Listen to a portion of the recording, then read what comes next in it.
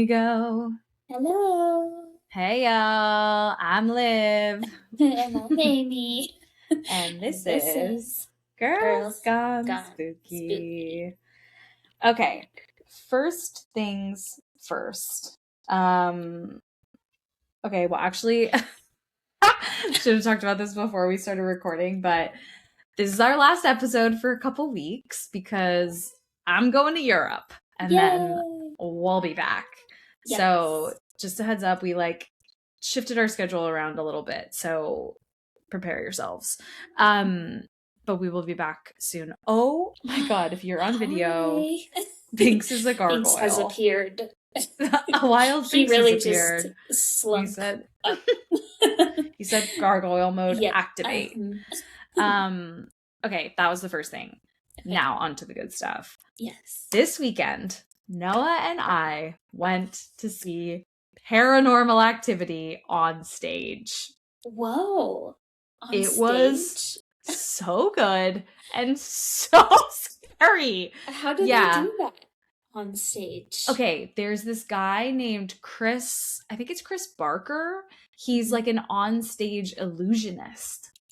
So he did the illusions for Harry Potter and the Cursed Child, which I thought were stunning, like incredible. Yeah. So like believable. Like it's like you're watching magic on TV. Like it's crazy. Yeah. And so it's the same guy. And I knew that they had talked to an illusionist, but I didn't know it was the same guy. Scary as fuck. Like I have like little goosebumps just thinking about some of the effects. Like, you know, pictures getting thrown off the walls and furniture moving and stuff. But like, I'm just going to say one. It's the first big one that happens. And the way that they do it is there's like a proper intermission, but they're like scenes. So like something big would happen and then like the lights go black. So scary. Very scary. And then they come back up and there you are. So the whole time they're playing that like just like an eerie kind of music. Yeah, just like so you're just like on edge the whole time. And we're actually going to talk about that a little bit today. Like sounds that you can and also cannot hear that actually create like an emotional response. Okay, so it's following a husband and wife, and the wife storms upstairs, and it's like an open face sandwich. It's like a dollhouse, so you can see upstairs and downstairs. Everything's just open to you. Yeah. And so she stomps upstairs and he's like downstairs like folding laundry on the couch or something. And so she goes upstairs, you're watching her like change into her pajamas, put on this big robe with the hood up, and she's like kind of annoyed. So she's like like grumpy. Yeah. Comes back down the stairs, like walks over to the kitchen sink and is like making tea or something at the kitchen sink. And so she's standing there and he's like kind of continuing their argument a little bit, like just like, you know, I don't really understand why, like, you have to be like this or whatever. And so you're watching and then a door upstairs opens and the wife comes out. And she goes, Jimmy, who are you talking to? And he whips around and the second he turns his head, the robe just drops to the floor. Oh my God. Like there's just no longer a person inside the robe. Whoa. And so she comes down the stairs and he's like looking at her and like looking where the robe was. And she's like, do you fucking believe me now? Because like the whole time she's like, our house is haunted. And he's like, it's not. And she's like, you believe me now? Definitely is. So scary. Noah and I were like, oh my God. That's really incredible that they can do something like that. It was very, very cool. Oh. And it was like more like that too. Like just really, really cool. So yeah, highly, highly recommend. Sorry to spoil a little feature there, but it was very cool. Highly recommend. Amazing. I thought there was going to be another, you were saying you were seeing a movie.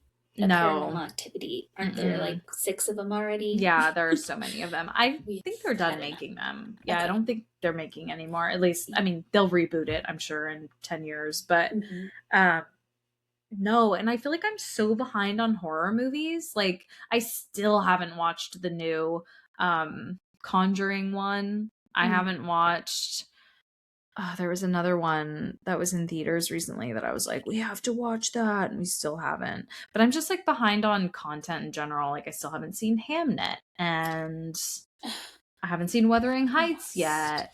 Me either. I want to so bad. I wish we were together because that would be so fun to watch together. Because Noah's like, I don't want to see that.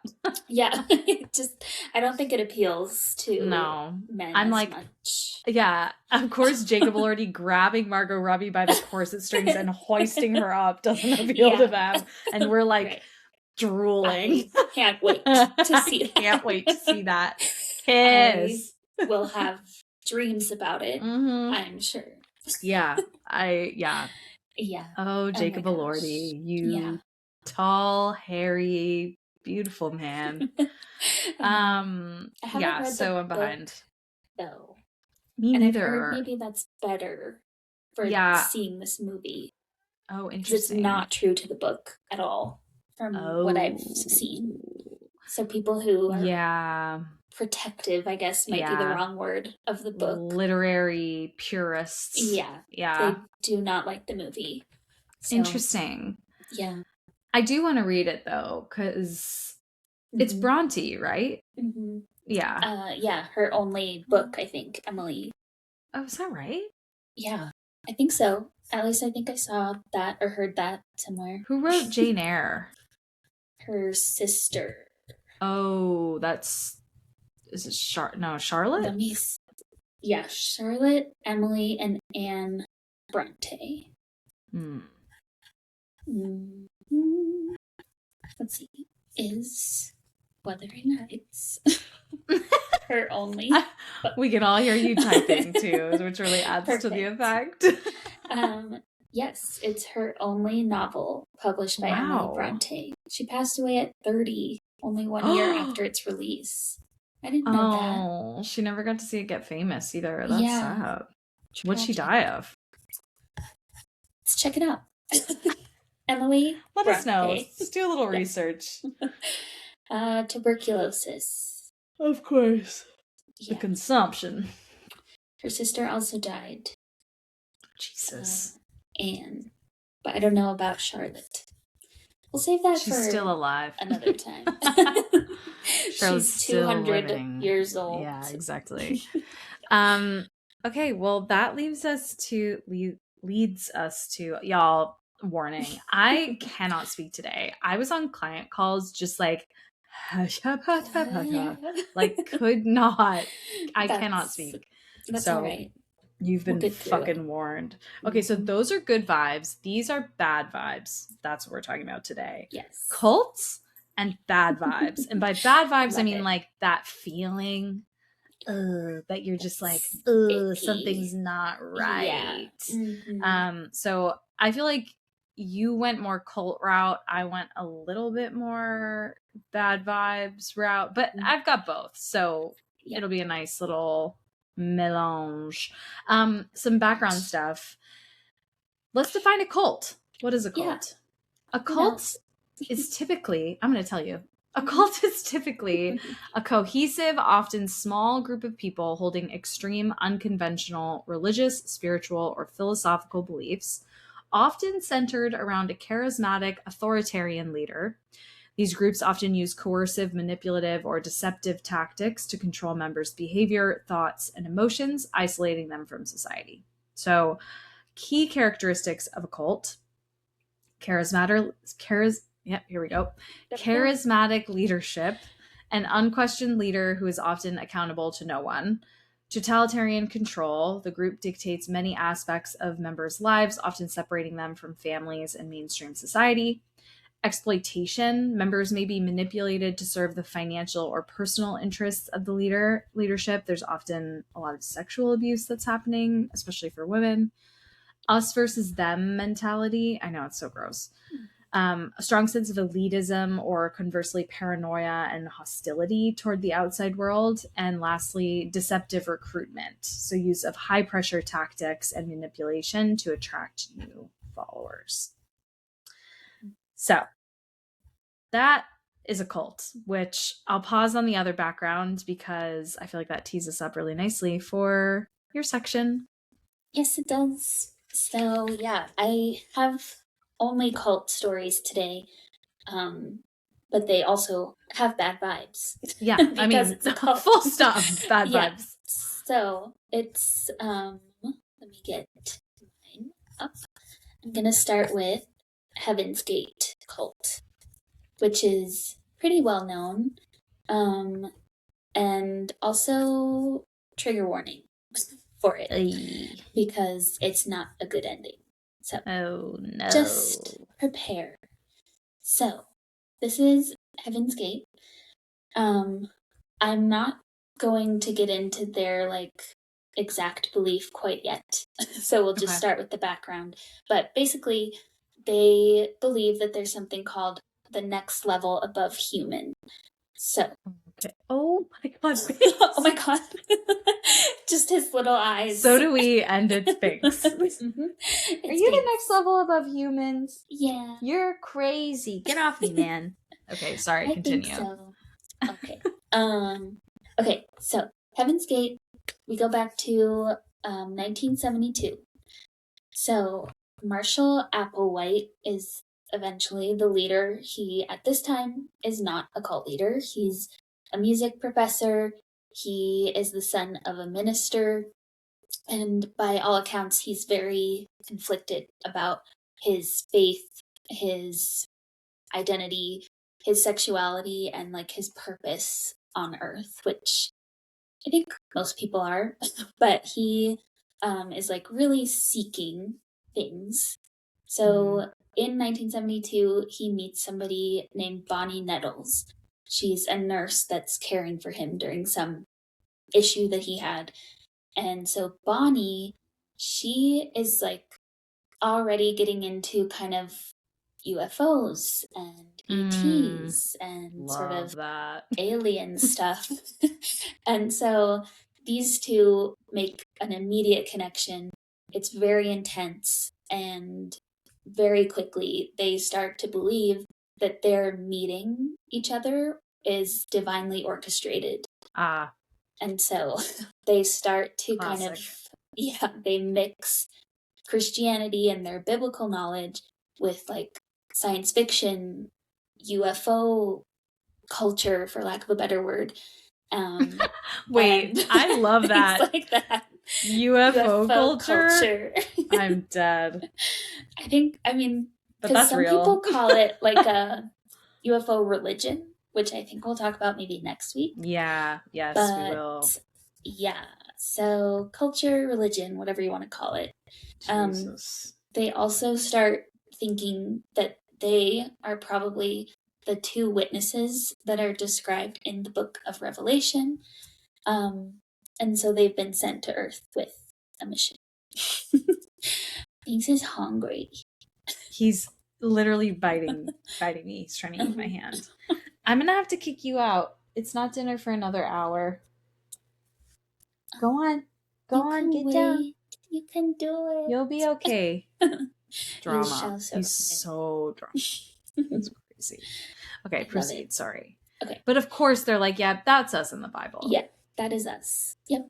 So they, at the core of their belief system, they think that humans are not the final stage of evolution. So that's why they call it the next level above human, is because we aren't the end point. There's people beyond us. And these next level above human beings that are aliens, essentially, they are the ones that started life on this planet. They are perfect. They're genderless. They're very disciplined and controlled. They're unified in their purpose. And they have no sexuality, ego, or individuality. Why do I suspect that this cult, despite that, is gonna have sexual abuse? I didn't see any of that. Okay, in my research, that's good, I guess. But you never know. Do you think they would have been supportive of the transgender community? They're genderless. Well, genderless, I guess. Yeah. I mean, you'd be like, it's happening. There's some really, like, people did go to some serious extremes in this cult. Whoa. So we will talk about that in a second. I know it's a well-known one, but I don't really think I know the details. So I'm like excited you picked this one. I think that people probably know how this ended and don't really know, like, because I didn't know what was happening, like what they were. That's some terrible foreshadowing. I have bad vibes. It's dark, so yes. Okay. Again, content warning. Okay. So yeah, these perfect next level humans. Occasionally, they can come down from space to incarnate into a human body to share their knowledge and teach. And of course, that's Applewhite and Nettles are two such beings, temporarily occupying human vehicles, as they call them, which is so dehumanizing. Yeah, but I hate that, but okay. We are just containers, I guess, like temporary, and we are just meat bags. Exactly. That need to be upgraded, like improved, I guess is what the thought was. Okay. Yeah. So their UFO like belief system isn't quite the same as other cults or religions, I guess, around UFOs. They see it as strictly a form of transportation. So they think that any UFOs or spacecraft that are being used by these next level beings to travel around. So it's like basically a car, but for these next level people.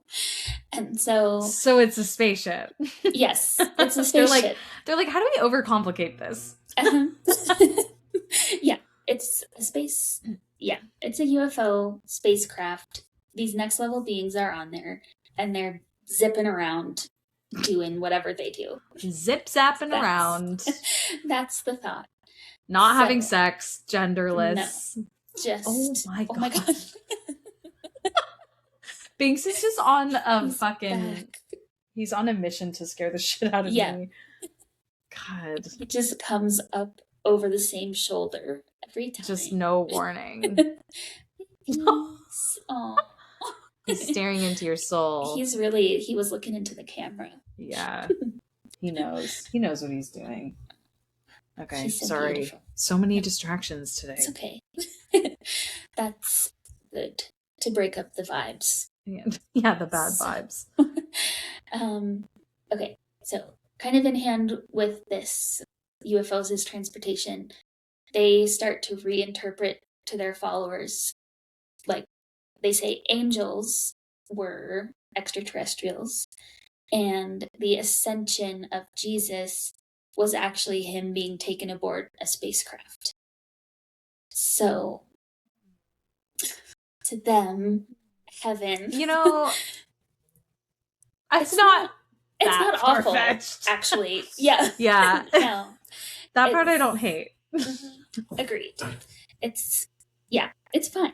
And so they don't think that heaven is like a spiritual place. It's an actual place in the cosmos that you can reach via spacecraft. So, okay. I don't like where this is going, but okay. Yeah, no.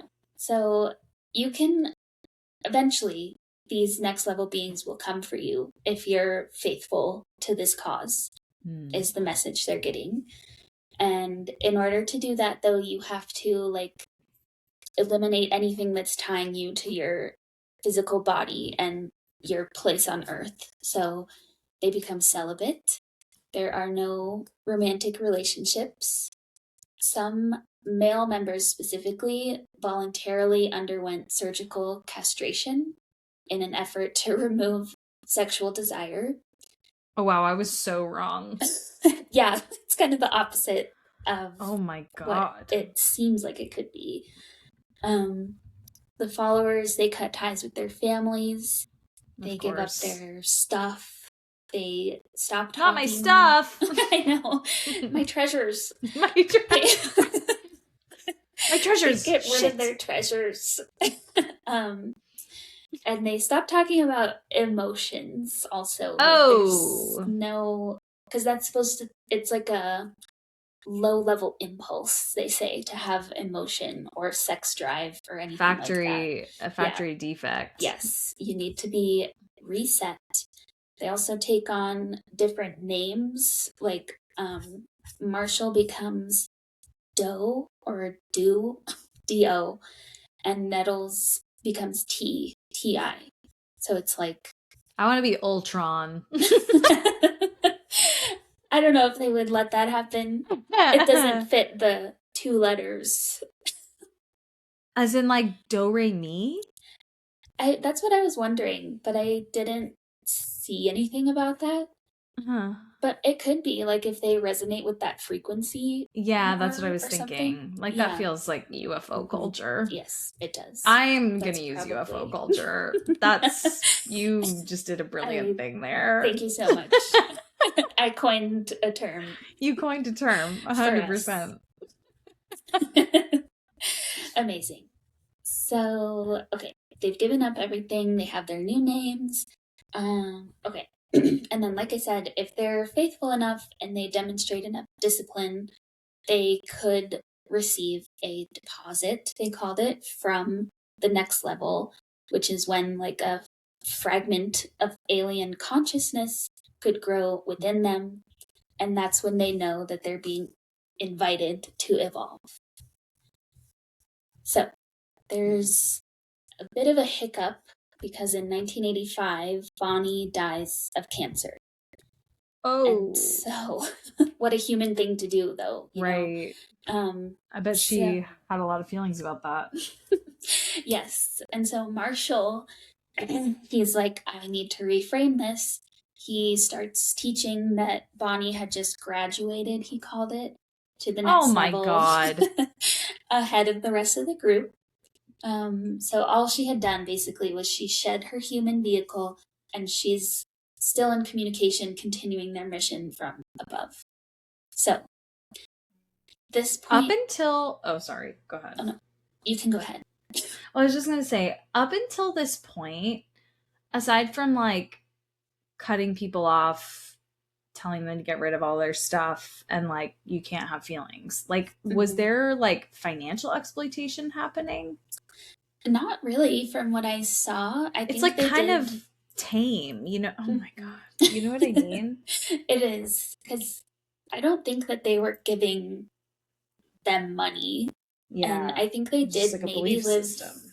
Yeah, they might have lived communally. So, like in a way, you're kind of pooling money and maybe losing it in ways you wouldn't have. But I don't think. Yeah, it seems pretty harmless, and it kind of seems like Bonnie's death is a turning point because then it's a little frantic. It's kind of like, well, she graduated by dying.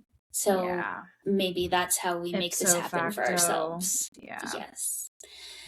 So then in 1997, this is the culmination. A comet appears in the sky. It is called Hale Bop. I have never heard of that Hale before. Bop. Hale Bop. Hale Bop. Ultron. With two P's. So it's okay. Bop with an emphasis. So it's Bop. Bop. I don't know if those you are hit people. That P really hard. I like that. It's like all those. What is it? Oh, of Malfoy when he's saying Potter or something, and he's like really winding up. Yeah, those memes that are like Potter. That's exactly what I was thinking of. Oh, that's very funny. That was me. Okay, sorry. Comet. Okay, this comet is coming. It's one of the most widely observed comets of the 20th century. So it's like pretty close and visible. So at this time, rumors start circulating in UFO culture, specifically that there was a spacecraft behind it. And so for Heaven's Gate believers or members, I guess. Weird jump. I know. So I guess they started hearing this speculation from people who were open to these ideas, but for Mhm. people that were in Heaven's Gate and for Marshall, he was like, yep, it's there. It's time. Oh So no. this was like their opportunity. They saw it as an opportunity that these ETs are coming on this spacecraft to pick them up and take them to the next level. But in order to do that, you cannot be human anymore. You have to shed your vehicle, and so everybody has to die, is the culmination of this. Fuck. So, over a span of several days in March 1997, 39 members of Heaven's Gate carefully killed themselves together. Were there kids? They I don't think there were kids, Okay. thankfully. So it was all adults. They consumed phenobarbital mixed with alcohol. And this is what really, I can't imagine doing this. They placed plastic bags over their own heads, laid down, and Oh. died. That's what everyone's seen the photos of. Yes. Yep. So they left behind videotapes saying goodbye, basically. I mean, most people didn't have relationships with anyone outside of the cult at this point, but if it's any Whoa. consolation, I guess, they all seemed really joyful and at peace with this decision. So, they genuinely thought, I'm gonna die and go Yeah. to the next thing. So, it wasn't like a Whoa. violent death like Yeah. Jonestown, where they were Yeah. getting invaded. Well, and forced. Yes, it was a choice for them. So Oh God, that that's gives me goosebumps though. it's really it's so dark, but it didn't start out that way. And I think No. that's why they're so willing to believe, is because it started out as this community that was like, you have all the answers to these questions about Yeah. the meaning of my life, and I'm struggling, and you have the answer. And then, I mean, that's what a cult is. Yeah. You are vulnerable and You're taken you get advantage of. swept up. So, Yeah. It makes yeah. me wonder, so many cults, it's so clear that the leader is out for something, either Mm-hmm. money or sexual favors or Mm-hmm. power or Yeah. whatever. And obviously these cult leaders, they had power, but sometimes it just makes you wonder, in situations like this, yes, it's obviously still a cult and there's Mm-hmm. manipulation happening, but are they aware? You know what I mean? Or are they just, do they also truly believe in Mm-hmm. this? It's a good question. Just a couple of crazies. You know what I Yeah. mean? I think the latter in this case. Yeah. But I don't know, obviously. Because, yeah, he's the one that was pushing, his teachings intensified after Bonnie Yeah. died. And I don't know if that was desperation, oh my God, I'm on a runaway train now Yeah. with what I've started, or if it was genuinely oh, she graduated and I want to do the same, And I'm and here's how we behind. can do it. Yeah. Yeah. So So who interesting. knows? I mean, that's awful, but it is Mm-hmm. interesting. Yeah. And now, the second you said the plastic bags, I was like, oh, yep, I know Yeah. this one. Yep. Mm-hmm. Yeah, I those know. photos are extremely upsetting. Yes, they are, because it's, I think, purple bags. I saw the picture, unfortunately. And Mm-hmm. I mean, they're all just laying in bed, in beside each other, Mm-hmm. twin beds. And yeah, it's really disturbing. But I'm glad there were no kids. Yeah, And me too. Fuck that. seemingly everyone made this choice for themselves, even if they were being sort of misguided, or definitely misguided. Definitely. But yeah, I know what you mean. It's the outcome is gruesome, but at least there was autonomy in the choice. Exactly. Yes. Yeah. Yep. Or at least that's how it appears. That's true. That is how Yeah. it appears. Yeah. Because, I don't know. I didn't look up any, like, surviving members, if there were any. Oh, I didn't even think about Um, that. yeah. I mean, I don't know. Maybe I'll report back next week. Yeah, that would be interesting. I'm curious about that. Well, Because, shit. now we know. I'll add it to my list for Yeah, next time. for next time. But I can't remember what we said. Am I gonna do my Yeah, you do next call? your Okay. second one. Perfect. Okay. Yay. Let's move on to this one I hate. So, this is the Love Has Won cult, and this is more recent. So, Love Has Won was started by Amy Carlson. She called herself Mother God. She was not Mother God, obviously. She was born in Kansas. She was a in big old bitch. Yes. She was born in Kansas, 1975. She worked at McDonald's prior to this. She had children, just like a normal life. But sometime in the early 2010s, Amy started telling people that she was having this awakening to her true self. And she wasn't just being enlightened, like, she was God. She was literally God. And so She's a psycho. but somehow people don't see it that way. No. So I think there is a Netflix documentary about this one. yes, I think there's been a lot about this one because it was recent. Yeah. And the ending of this is also yucky. Yeah. So yeah. But Amy claims that she was 19 billion years old and she has lived hundreds of lives. She was once Cleopatra, she was Joan of Arc, she was Marilyn Monroe, and she was also Jesus. Okay. So she's been through a lot. And so she has this awakening. She starts posting on social media and somehow gains a following, starting in like 2014. If you read it on Facebook, you guys, it's real. Yes, just keep that in mind.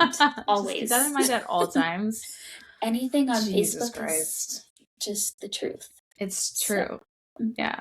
Oh my God. Yeah. So her belief system is that Earth is in the process of ascending into what they called 5D, so a higher dimension. 5D. So, Is that like 5G? Oh my God. There's a lot of conspiracy around 5G, isn't Do there? I start a cult? I don't know. Yep. Dude, what is wrong with these people? Okay, sorry. I'm going to stop interrupting. That's okay. No. So we're currently in 3D, which makes sense. Right. But 3D is ego, capitalism, organized religion, government involvement, and mainstream medicine. 4D, the next phase, is an awakening. We have spiritual warfare and like purging. And then 5D is going to be a unity of all our consciousnesses. Consciousness. Yeah. There's no money, there's no hierarchy. It's just pure love, man. So I don't like the fact that we have to get through 4D to get to 5D. I'll tell you that much. I know. And couldn't Amy just get us to 5D? Right. Like, get us there, Mother God. If she's Mother dumb God. hoe. I know. Come on, man. God. So Amy herself, as you could guess, she's already 5D, but she's inhabiting a 3D body, right, to help teach people. A lot of like invasion of the body snatchers here. Yes, like exactly. In both of these. Yes, like very like dissociative from our bodies. Mm-hmm. Yeah, like being used for a higher calling, kind of. Which I can see how that would work on people. It's like, I'm just like you, but I am being used for XYZ. Yeah. And I can help you become like me. Yeah. So it's weird. Very weird. But yeah, so in order to help this upgrade, Amy, or Mother God, I'm gonna call her Amy because that just Yeah, feels it's weird Mother to God like feels really validate weird. Yeah. her. Yeah. So Amy has help with from a council of higher dimensional beings that she calls the Galactic Federation. But Okay. these aren't like abstract entities. Some like one member of the Federation is Robin Williams, the comedian. Ah! Which I had the same reaction. I Robin was like, Williams would never. no, Can he I would just never. say he would No. never? Mm-hmm. So, yeah, he apparently is one of Amy's spirit guides from whatever realm he's living in on the Federation. Was he Um, already deceased at this point? yes, because he died before Oh. 2014, right? Yeah, I Yeah. think so. So, yeah, anyway, that's who helps her. She also incorporated a lot of conspiracy culture. So she thought that the cabal consisted of like dark forces that controlled the media, the government, banks, the usual. I That's mean, not entirely wrong. it's not. It's Yeah. just, yeah, she was saying that because of this, they should mistrust doctors. Hospitals were actually like dens of control. So getting help there, you would become like, I don't know, a robot, whatever the right word is. A robot. Yeah, yeah, everything was corrupted, and she would share all of this on hours long live streams. So, Jesus.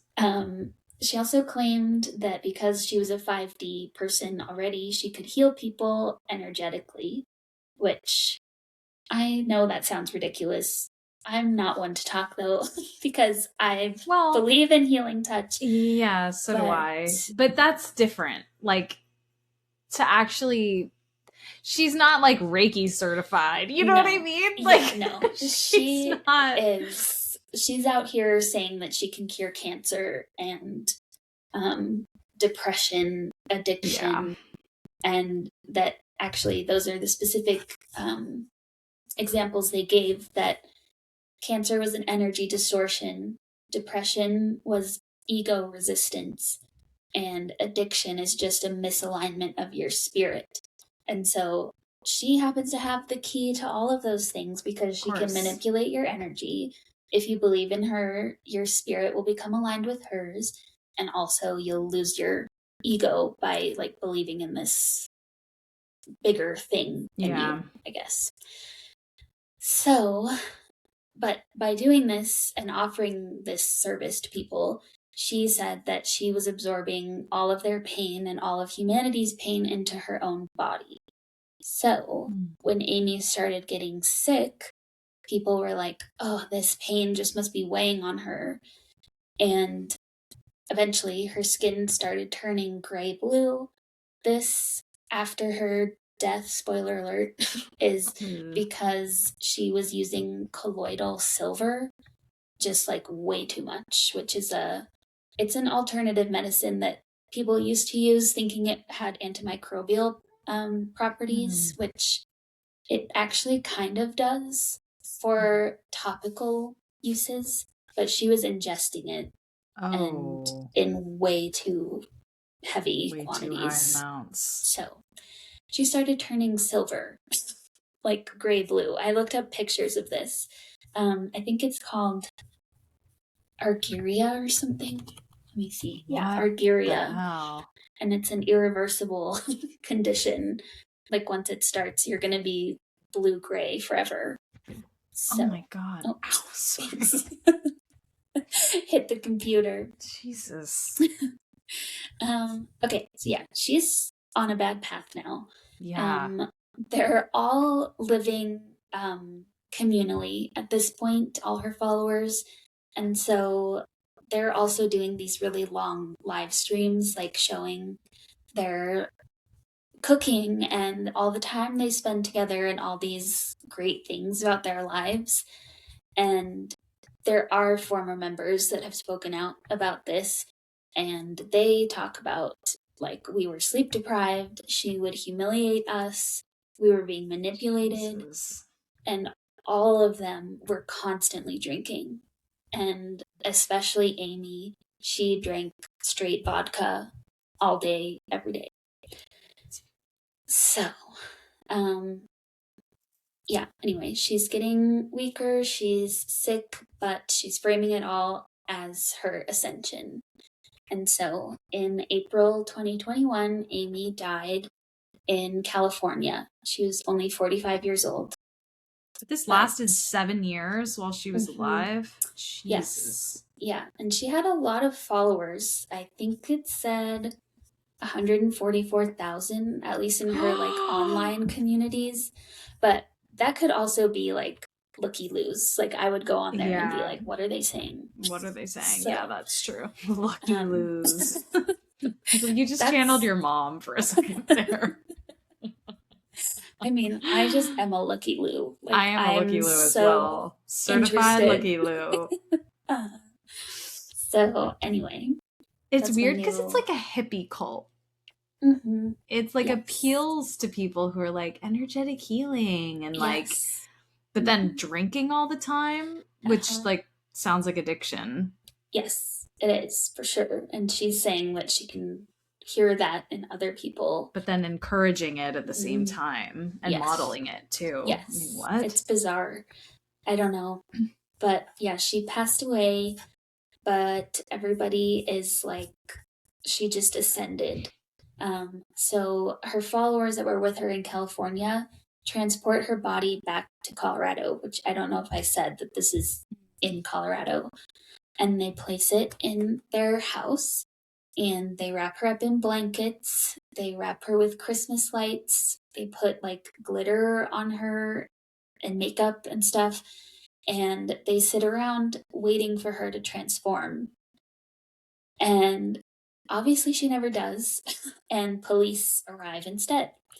So a lot of the members they get arrested, but the charges are eventually dropped because they didn't kill her. Like this happened naturally. Yeah. And they were just really misguided waiting for her to ascend. Jesus. So yeah, another bad ending. And I think this group is gone now. Like there was no one that stepped into her place. Yeah. But I wanted to look up actually because there was a really like I stayed once in this really weird town that's beautiful in the mountains, and I kind of wonder if they were there. Because it felt very culty there. Let me see. Yep, yeah, it was. No, you're kidding me. That's crazy. It is. Love Has Won was in Crestone, Colorado. And like you were there when they were there? I was. Yes. What do you mean? Like, what about it was culty? Where? I think because I remember there being like signs and stuff, not for a cult, obviously, not advertising. Cult this way. Cult over here. But we stayed at this like weird hotel, and it kind of felt like a commune a little bit. And there were signs for all these like groups.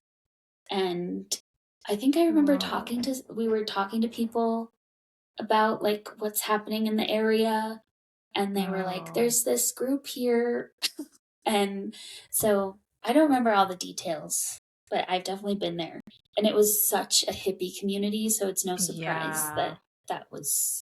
It would take root there easily. Yeah. It makes you wonder, too, like, if the cult leader is removed like that, can a cult survive?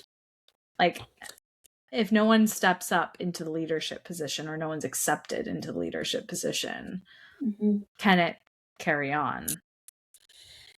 I don't know. Because it's kind of like in Heaven's Gate, like when Bonnie died, he was able to spin that. Yeah. But that's because there were two leaders. Yeah. Where Mother God, I mean, apparently there was a Father God on rotation. I think I forgot to say that. That it was like different cult members who most aligned with Amy for a given time. could become father god. Who boinked her, probably. Yes. Who was the best at boinking that month Who was the best Father boinker? God. Yeah. Best boinker competition Mhm. featuring Mother God. Yeah. Amazing. Really So weird anyway, vibes. yeah, that one is like, thankfully she's the only one that Yeah. died there, Perished. but Yeah. that one did involve like people were giving her money. She was selling that colloidal Yeah. silver that she was consuming. It was, I think the members of that one were pretty messed up afterwards. And last thing, it was an HBO documentary. Oh, okay. 3 parts called Love Has Won, The Cult of Mother God, if anyone is interested. So wild. Yeah. So anyway, oh my God. those are my dark cults. Okay, well, Your we're turn. going to. Mine is more bad vibes overall, like bad gut feeling, but there are some cult references. Okay. So we'll start with one more like little piece of background, which is like infrasound and its connection to like animal and human reaction. So 20 hertz is considered the normal low frequency limit of human hearing. And when pure sine waves are reproduced under ideal conditions and at a very high volume, a human listener will be able to identify tones as low as 12 hertz. Below 10 hertz, it is possible to perceive the single cycles of the sound along with a sensation of pressure at the eardrums. So it's like interesting to think about like what's within your hearing range, what's within the range of your brain's perception, and then also like physical sensation that can come with sounds that you're not even conscious of hearing. Yeah. So, yeah. So from one study has suggested that infrasound, or this like really low sound, may cause feelings of awe or fear in humans. It has also been suggested that since it is not consciously perceived, it may make people feel vaguely that like odd or supernatural events are taking place. So that's a suggestion that's not been proven, but it's just something to note. Like, it's just interesting. And I guess a scientist working at Sydney University's auditory neuroscience lab reported growing evidence that infrasound may affect people's nervous systems. So that actually could explain that like odd supernatural feeling, because it stimulates the vestibular system, and that has shown in other animal models an effect that's similar to seasickness. So it has the ability to like physically and emotionally impact you in like a very tangible scientific way. Perceived infrasound has been associated to other effects too, like annoyance or fatigue, depending on its intensity. It can also have the effect of like fullness, pressure, or tinnitus. So can disturb your sleep, like it can make you feel physically unwell. So there are scientific explanations for some of these things. Sometimes there aren't scientific explanations though, and that bad feeling that like a lot of us I think dismiss as maybe something in our environment, like a low buzzing or a high pitched sound or a weird pressure system from a storm or whatever, and sometimes that's just like quite literally not what's happening. So I have a few stories. One of them I'm recalling from memory because I cannot remember. I like could not find it again. But the story roughly, and I'm going to make it quick because I don't remember every detail, but it's basically like a nightmare Airbnb situation where I think 2 women rented a place from a woman who had this house like essentially out in like the woods. They came kind of late at night, so it was really hard to find. It was like pretty deep into the woods, like deeper than they thought. And they kept having a bad feeling once they were there. Like the woman was very weird. She was like weird about like locks and windows and stuff. And like it felt like they didn't feel like fully alone. Like there was a window that she insisted they leave open, or like a shade she insisted they leave open, and they felt like, but this exposes us to the whole property. Yeah, like someone's watching us. So one of the women kept having this really bad feeling, and the house had this like front porch area, and anytime they were like sitting out on the deck, she was like, I do not like the vibes out here. Like one edge of the porch, like corner of the porch, she was just like, bad vibes, bad vibes. So they realized that the woman renting this place does have a view into their room through like windows and mirrors and stuff, and they're super spooked out. They're planning to leave early, but they're like, it's late, let's go to bed. So the woman who gets the bad vibes from the porch then has a nightmare about a woman like crawling out from under the porch telling them like, you need to get out of here, like you're not safe. Yeah. I hate it. So they wake up in the middle of the night and they're like, we're going now. Like, get your stuff, we're going now. Yeah. So they're moving with the quickness. They get into the car. On the way out, they're like kind of getting lost. They come across a group of fucking women, including the owner, like in long white gowns around like a fire in the woods. And they're like, fuck that. Like, throw the car in reverse, get the fuck out of there. And like, they were fine. But then I think there was something, and I don't think I'm making this up, but there was something about like a body having been found on the property, because they reported it. They were like, there was something really scary happening here. So yeah, sometimes you got to listen to your gut. That's for sure. Oh my God. That is so scary. Yes, very scary. So warnings though from like from the other side. I know that part really spooked me. Okay, so I have 4 more like little kind of quickie ones. So this one is from Mood Science, and this is called Something at the Airbnb. So in the same vein. Yeah. To start off, I'd like to say that nothing like this has ever happened to myself or my boyfriend, and the two of us were more on the non-believing side before this all happened. We're still having a hard time believing, processing, or understanding what happened to us. My boyfriend and I were on vacation in the Upper Peninsula of Michigan, staying at an Airbnb on the St. Mary's River in St. Sue Marie. It was an older 3-bedroom house with its own nice private beach, and we had the entire place to ourselves for the night. We started off the night by leaving to get some food, playing Monopoly, going swimming, etc. Nothing out of the ordinary occurred. As soon as it got dark, we went outside to smoke some weed before we ate the food that we had just bought. We went back in, had our dinner, and went to the primary bedroom. We were both on our phones when the light on the ceiling fan just started to flick on and off. I said, the house is old, and I suggested we just turn the light off. He said, no, we should keep it on. And this is when he first told me that he had a bad feeling. And I said, you're just paranoid. We smoked weed. So I walk out into the hallway to the living room to see if I could sense this energy he was feeling, because he was kind of insistent about it, and he followed me. I felt like nothing was wrong and went back into the bedroom. He stayed in the hallway, staring at a closed bedroom door. I asked why he was staring at it, and he said, I swear I just saw the light in that room turn on and off.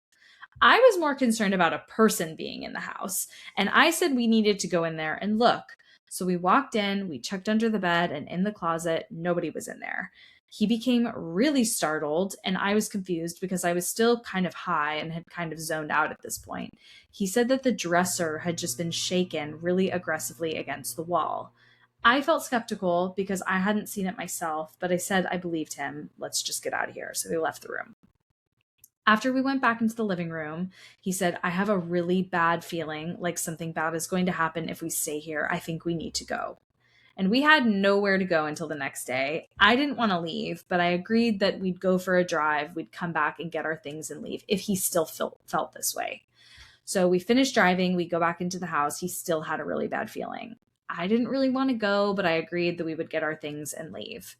We walked into the primary bedroom first, and the light switch for the ceiling fan and the light was off, and we had left it on. My boyfriend said, this is exactly what I'm talking about. Look at the fucking fan.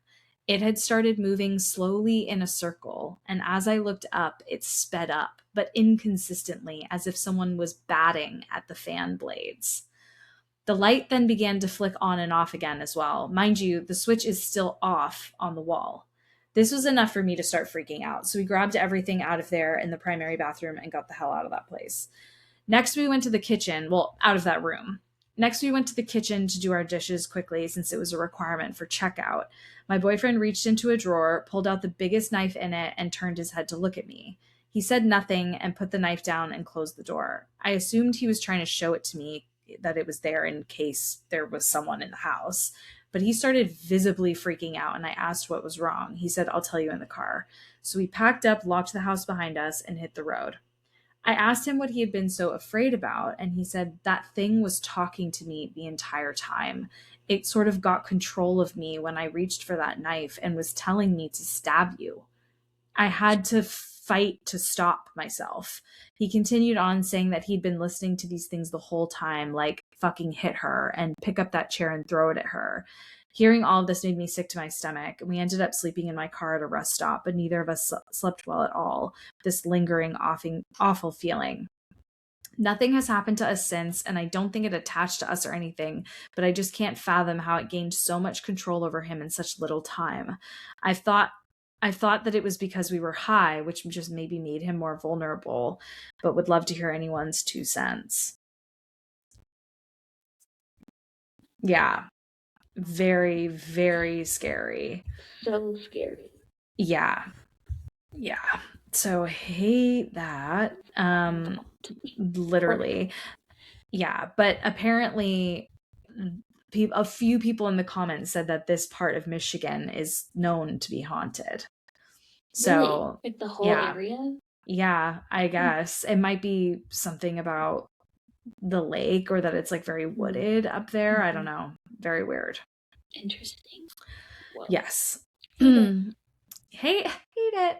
Okay, this is from Salvia 4. Remember when salvia was like a drug that people did? Weird. So wild. Okay, and this is a quick one. So my uncle worked as a cop in New Zealand, and this story occurs in a forest that's just out of town of Ohakune. I might be saying that wrong. His station frequently gets reports from local hunters and farmers about hooded men walking around the forest in groups. Hunters, etc., also frequently find ceremonial or ritual sites in the forest, sometimes even 10 or 15 kilometers inland through very thick bush.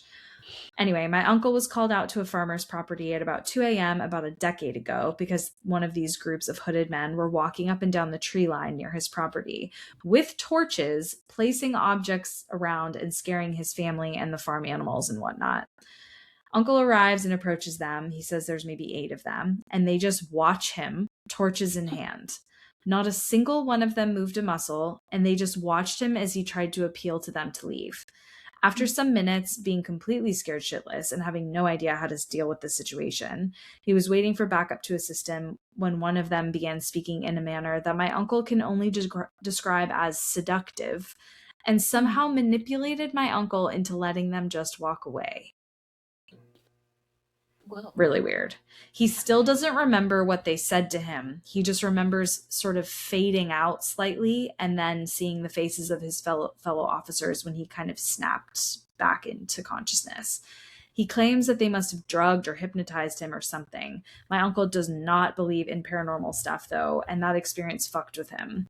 He quit the force and became a commercial fisherman some months later. Wow. That's interesting. Yeah. Like devil worship or something with the power to but just imagining them all just like standing there in their hoods with their torches, and he's like, yo, you guys gotta go, and they just don't say anything. No. Hate it. Yeah. No, hate it. You. No, thank you. Okay, 2 more. Okay. This is from Sinner 2189. When I was 18 years old, the summer of 2009, me and a friend decided to visit a cemetery in our area at night. It was connected to a park with a trail and woods behind it. The cemetery was old, probably like early 1800s old. My friend and I drove up to the trail parking lot. We got out of his car and walked down the dark lane surrounded by dark trees and shadows. and we were walking close. As we were walking closer to the cemetery, I started getting nervous for some reason. We got to the cemetery in the middle of the woods, and I started to get this really bad feeling like we were being watched. We kept getting closer to the back of the cemetery, and once we were in the middle, I noticed orbs of light in the woodland toward the back of the cemetery. There were at least 50 of them, too many to count. We got closer, and they got brighter, and that feeling in my stomach just kept getting worse. I stopped and whispered to my friend if he was seeing the same thing I was seeing, and he confirmed that he saw it too. We inched a little closer toward the back of the cemetery, and I got this terrible feeling inside me, like it was evil and I should not get closer to those orbs. I said that I think we should go back. He agreed, and I just knew it was something we should stay away from, so we started walking back quietly. We made it to the dark grass lane in the woods, which led to the parking lot in the middle of nowhere, and we were walking about halfway down the lane, and I heard a twig snap. I thought it was just an animal, so we kept walking at a normal pace. All of a sudden, we hear a crash in the woods, followed by footsteps, quickening in pace, running towards us. So we start sprinting down the lane to my friend's car in the parking lot. We get to the opening. The parking lot is just outside of the woods, and we practically dive into his car. He's starting his car up, and I see a hooded figure with a large knife in his hand, with the moonlight reflecting off of it. He stopped at the edge of the woods and just stared at us. Oh my God. My friend sped out of there as fast as he could. Later, one of my friends I worked with was leaving a company kickball league match at another park about 15 minutes away in the same county. It was also at night, and he ended up talking to one of his friends after the game. They ended up being the last two people still at the park. My friend said he saw a man in a dark hood, like the one I had described, standing underneath a massive footbridge that was on the east end of the park, approximately 200 meters from him. It was no longer in service, and it was falling apart with signs all around it warning of falling debris. He started running at the two guys, and my friend noticed he had a knife. He told his friend, and they both sprinted to their cars and got out of there. Anyway, I guess the hooded man got really close to my friend's car and hit it with his hands before he could fully get away. My friend said that they went back to the park. I hate this part. Trigger warning for animal abuse. They found a dead cat underneath the bridge. It might have been hanging. It might have died via hanging. It was just laying there with its throat slashed. Yeah. So I also learned later that I learned the individual's name that chased us, and he had gone to the same high school as me, but was several years older than me. Apparently, he was in a demonic cult. Poor Louis. I hear him back there. He just woke up. He's like, probably still laying down. He does this just all crying. the time. Yeah, just crying. Just like, did you forget that I'm here? Did you forget I'm here? But he's so sleepy. Okay, so yeah, he knew this guy. He says, I had heard from numerous other people from the same county say that there was a local cult that matched this description. They were meeting in abandoned factories, warehouses, buildings, and secluded places around the area of the county that I lived in. I was also told that they would find dead cats and other animals at these other locations, which sounds demonic to me, but I'm no expert. Regardless, curious to hear everyone's opinion on what the hell this cult group was doing and what those orbs of light were. Because, he says, I honestly have never seen anything like this in my life. I did some research, and there are a few places that the orbs of light could represent spirits or demonic spirit portals, but I don't know what any of this means. Because what's interesting is, there's obviously something nefarious happening, human, that's happening in these places, but the orbs add this, supernatural layer to it, right? That you can't totally. And someone responded and said the orbs are likely residual energy of the dark entities that the cult was likely summoning. And I was like, oh, okay. Hate that. Yeah, interesting. Hate that. Wow. Yeah, that's so awful. I know, not great. Did it say where that was? Let me go back. Hold on. No. No, he didn't say where this was. I might be able to figure it out from other things that he's posted, Text. but Yeah, it's okay. um I was just what's curious. what's funny though is like he has posted on a lot of like Christian dating subreddits, which is kind of funny. Interesting. Yeah, kind of funny. Yeah. Okay, last one. This is from Toast Wallet. They say, first off, I apologize in advance if this story is not purely paranormal, strictly speaking, and might delve more into mysterious and cult like topics, even though there are some minor paranormal elements. I posted this here since I'm new to Reddit and I'm not entirely sure what would be the next closest subreddit that this would fit into. It's the paranormal subreddit. This particular event occurred in summer of 2021, so a little while ago. I was in San Francisco with my family for my 21st birthday and was lucky enough to bring two of my friends with me, provided that they pay their own plane tickets. The trip was going fine, and this was probably day 3 out of 5. And I think we were honestly all deciding whether or not we liked San Francisco's unique charm. We had an like, don't hate on my city. We had an itinerary of things to do during the day, but after dinner, my parents were cool with us doing whatever me and my friends wanted, and for us three to go out and explore. We were staying in the neighborhood of Haight Ashbury, which is the old cliche hippie neighborhood, for those of you who aren't aware. We were bored and were in need of some cool things to find. There was this moderately sized park called Buena Vista Park, which is near where we were staying, which geographically is in the dead center of San Francisco. They said San Fran, but I won't say that. It looked interesting and was a circular park that had trails that steadily wrapped around the park, increasing in elevation until you got to the peak. The peak looked like it was about 500 feet tall, if I were to guess, and was heavily forested. Our main goal was to ascend to the top via the trails so we could reach the top and hopefully get a cool view. At this point, it was already relatively late, probably around 10 or 11 p.m. I can't remember specifically since this was a few years ago. But this is where things get really weird. First off, the park was very quiet, and upon first entering, it seemed like no one else was there.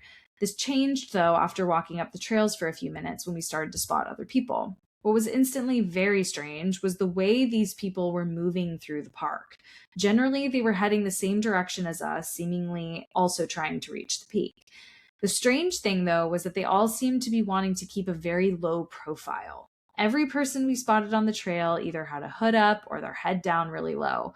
And when I say hood, I don't mean the stereotypical cult rope hood, just wearing generic or black or dark gray hoodies. But another detail was that every person we saw was walking alone. Some were on the same trail as us, but walking slowly, so we would gently have to pass them.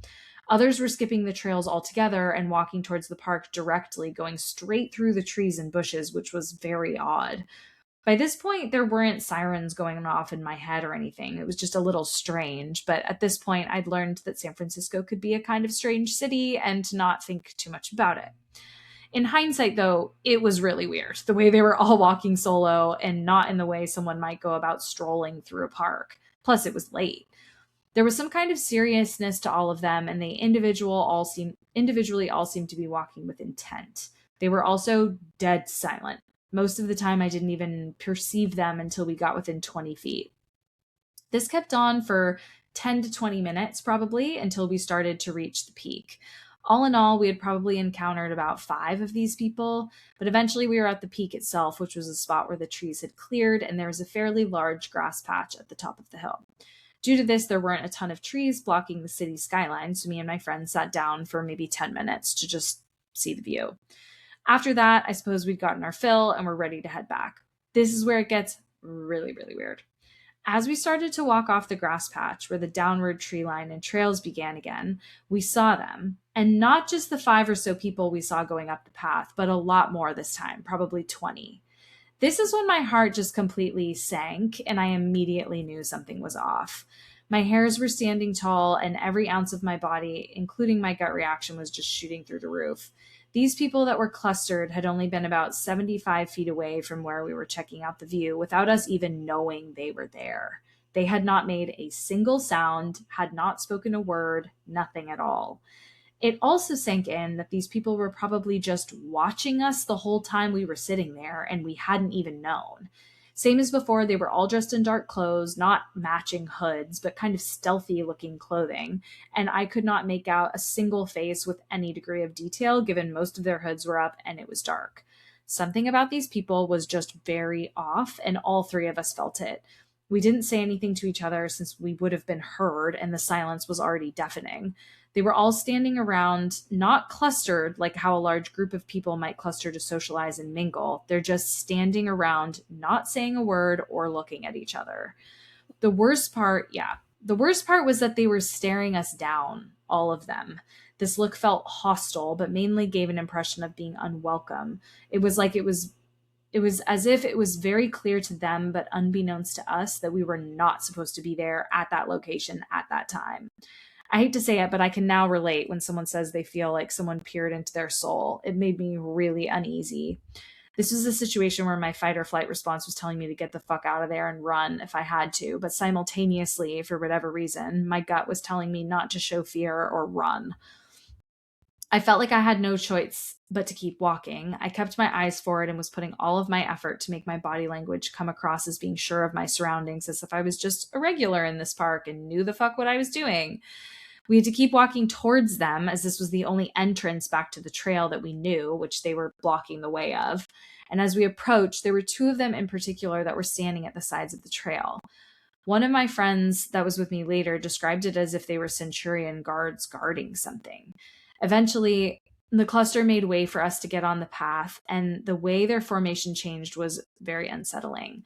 This whole time, eye contact had not been broken from them. They were all still silently staring at us.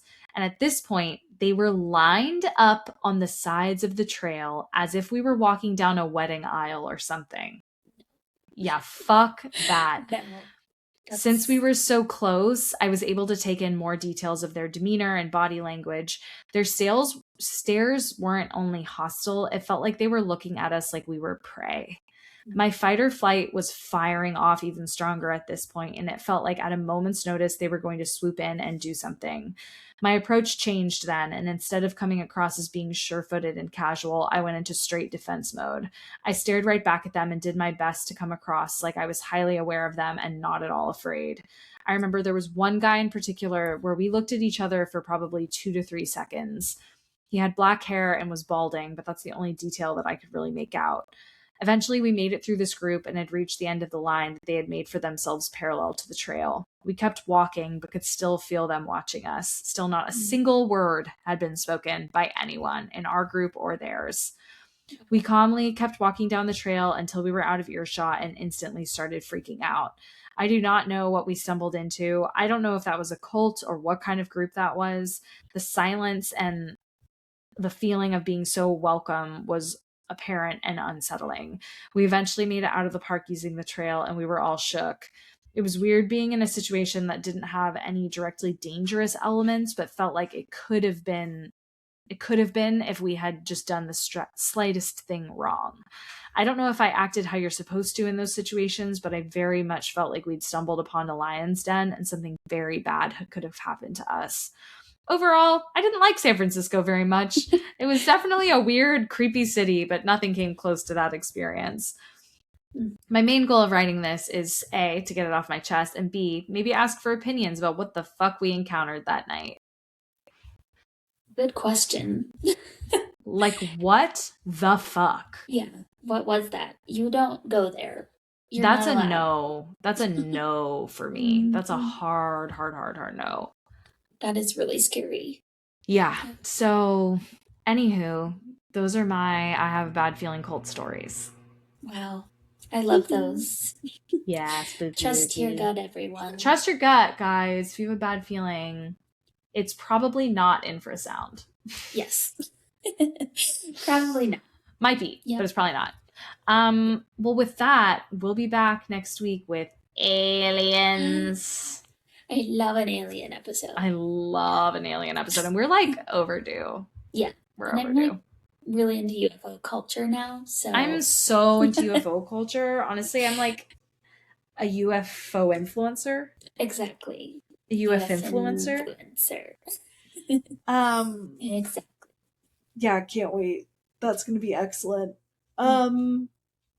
that's it, y'all. That's We'll be it. back next week. Actually, no, we won't. We'll be back in 3 weeks, I think. Um, it's 3 or 4. We'll be back on. Hold on. I will just be so clear with It's y'all. organized. We will be back on the 27th. The 27th of March. So we'll be back.